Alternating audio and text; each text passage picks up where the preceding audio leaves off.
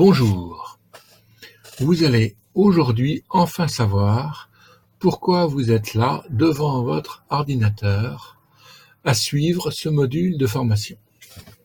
Eh bien tout simplement parce que la formation est obligatoire. Ceci est défini au chapitre 1.3 qui a été écrit il y a une bonne vingtaine d'années. Je participais d'ailleurs aux travaux d'écriture, je faisais partie des écrivains. Et ce passage a été rendu obligatoire en 2010.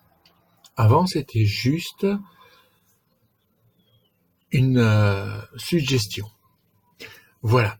Maintenant, c'est obligatoire depuis 2010. Donc, l'entreprise doit s'occuper à ce que ses collaborateurs soient formés de manière A. Le de manière A est très important parce qu'il veut dire que vous n'êtes pas là pour avoir un savoir, mais pour avoir un savoir-faire. Ce qui veut dire en gros, vous n'êtes pas là pour vous coucher moins bête ce soir, mais vous êtes là pour demain travailler différemment d'aujourd'hui. C'est la différence qu'il y a entre l'information et la formation. Ensuite, l'entreprise doit déterminer le niveau de formation.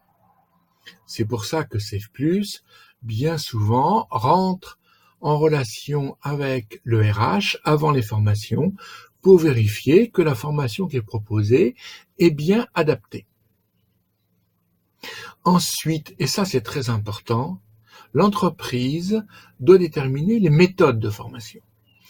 En effet, contrairement à l'aérien, par exemple, dans le IATA, où l'entreprise est obligée d'utiliser un organisme certifié et après de passer un examen, ou dans l'ADR où vous êtes obligé de passer un examen, en IMDG, donc en maritime, l'entreprise a le choix de la méthode de formation.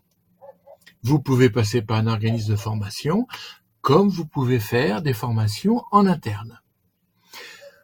Et avec un organisme de formation, vous avez le choix de faire des formations en présentiel ou pourquoi pas en e-learning. Ensuite, l'entreprise doit veiller à ce que le personnel non encore formé soit encadré par une personne formée. On ne peut pas avoir une personne toute seule qui gère des dangereux sans un référent à côté auprès duquel il peut demander des informations. Et elle doit veiller à ce que les nouveaux embauchés travaillent sous la surveillance directe d'une personne formée en attendant d'être formée. Cette notion de surveillance directe a été rajoutée en 2012 parce que beaucoup d'entreprises pensaient que du moment que le chef d'entreprise était formé, c'était suffisant. Donc, on a introduit cette notion qu'il y a une surveillance directe, c'est-à-dire une personne qui peut être supérieure ou inférieure du point de vue hiérarchique, mais auprès de laquelle on peut se renseigner sur comment gérer les dangereux. Il est clair que si c'est votre PDG, il y a peu de chances que vous l'appeliez pour lui demander si votre déclaration est correcte. Ensuite, l'entreprise doit veiller à la remise à niveau périodique en tenant compte de l'évolution de la réglementation. Comme nous l'avons vu, la réglementation évolue tous les 2 ans et devient obligatoire tous les 1er janvier des années paires. Autrement dit, cela veut dire pour vous que vous devez, avant le 1er janvier des années paires, être formé au nouvel amendement qui sera obligatoire à partir de cette date. Voilà, vous pouvez faire confiance à votre organisme de formation qui vous rappellera et rappellera au RH les personnes qui ont besoin d'être formées si cela est toujours besoin pour leur poste. Ensuite, l'entreprise doit enregistrer le détail des formations suivies. C'est pour ça qu'il lui sera envoyé une attestation de stage et que cette attestation de stage doit être mise à la disposition des autorités compétentes sur demande ou voire de votre assureur. J'ai même vu certains cas où un chargeur a demandé au transitaire l'attestation de stage pour prouver que la personne qui suivait son dossier était correctement formée. Ceci était suite à un incident et malheureusement la personne n'était pas formée et donc le chargeur s'est carrément affranchi de payer une facture de 50 000 $. Ça fait très cher le manque de formation. Ensuite, l'entreprise doit conserver le détail des formations suivies jusqu'au départ du salarié d'entreprise et lui remettre ce détail à son départ. Ce qui veut dire que si vous quittez l'entreprise où vous êtes pour aller dans une autre entreprise, vous pouvez demander à avoir votre attestation de stage afin de prouver à votre nouvelle entreprise que vous êtes formé. Et ce registre doit être à disposition des salariés sur demande. Bien souvent, ce sont les syndicats qui veulent vérifier les formations du personnel.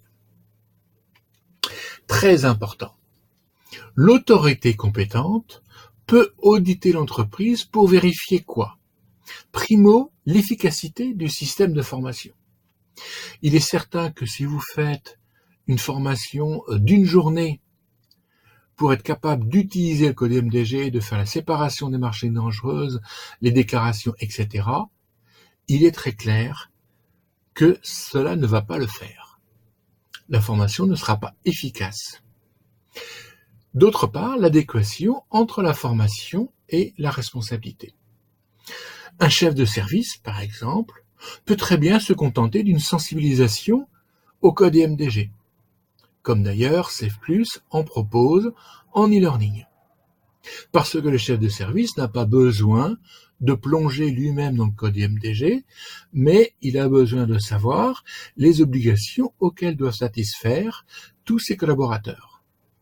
Par contre, si vous êtes exploitant chez un transitaire, chez un armateur, ou si c'est vous qui faites les déclarations de machines dangereuses chez un chargeur, que vous êtes empoteur, que vous devez faire des séparations de machines dangereuses, il est très clair qu'il vous faudra une formation de 2 jours et en présentiel, de façon à être sûr que les acquis soient suffisants